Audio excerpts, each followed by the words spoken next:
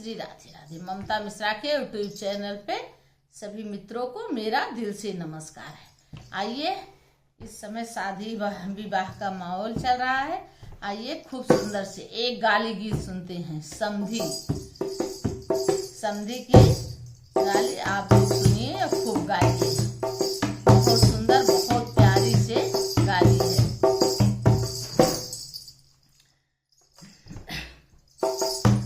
अरे बखरी तो तोहरी सुनी समाधि रामा कंचनाय सगहराई की हारी।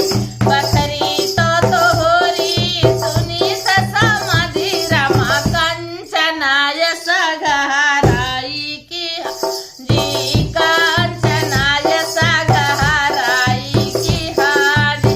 बखरी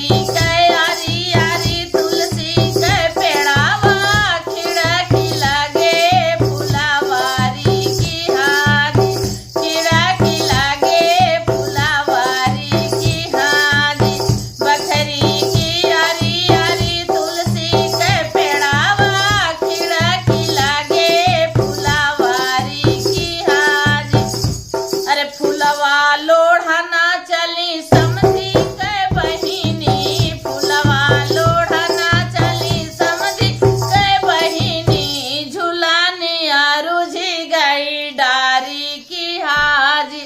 झुलानी आरुझी गई डारी की हाजी। फुलवा लोढ़ना चली समधी के बहिनी।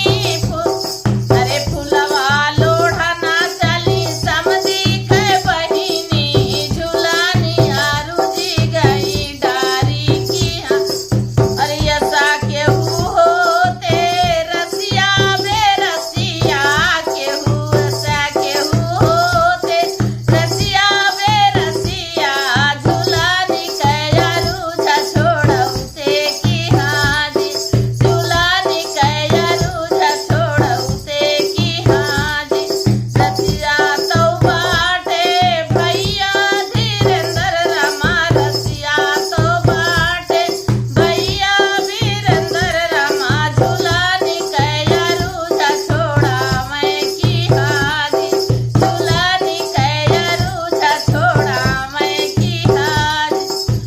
अरुझा छोड़ा मैं बुद्धि ऊपर आ जाए। अरुझा छोड़ा मैं बुद्धि ऊपर आ जाए। चला छिंदरो से जहाँ मारी की हाजी।